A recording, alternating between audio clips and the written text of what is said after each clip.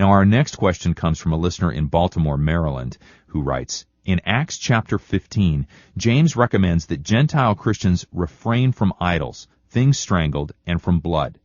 I've never heard anyone teach Christians to refrain from blood. Has the church rejected the recommendation of James, and why? First of all, let me say that they've rejected the recommendation of James because actually it was not for them. And why? I think I should answer that question for you. First of all, you're in a transition period in the book of Acts.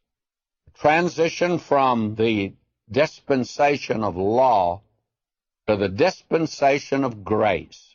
And God gave both of them. And he had to bring his people out of one into the other. And primarily they had miserably failed under law. Now he's going to save them by grace. Now, as we have indicated many times before, in the Old Testament it was a religion of ritual and liturgy. There was a tabernacle and they went through ceremonies.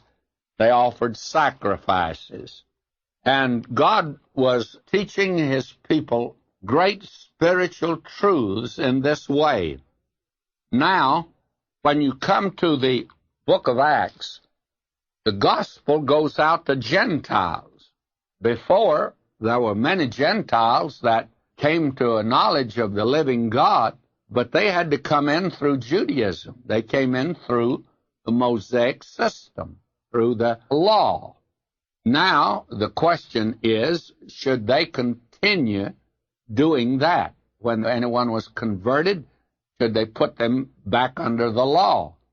And if you think, well, that was strange they'd do that, well, don't think it's strange at all, because that's what over half of your denominations do today. When anyone gets saved, they put them under the Mosaic law, the Ten Commandments, as a rule of life, and that was not given to believers today. We're supposed to be much farther along than that, but apparently grace saving and grace living and grace giving are three things that the church are ignorant of today.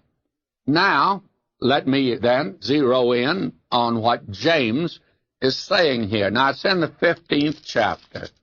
The question has come up about these Gentiles that are getting saved. Now, Paul was out preaching. They didn't have to come by the law. They didn't have to be circumcised. They didn't have to eat certain things, and they could eat anything they wanted to. He put down this very authoritative principle for a believer. Meats do not commend us to God. Whether you eat or whether you don't eat makes no difference whatsoever. No merit in that at all.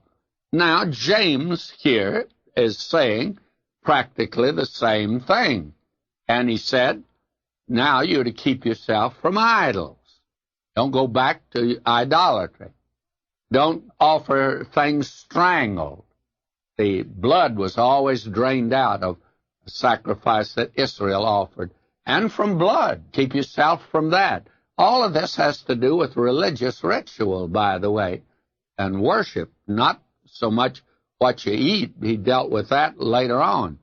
Now, a Christian needn't worry about keeping himself from blood. And this idea of drawing the blood out of the meat, that's all nonsense today as far as our Christian life is concerned.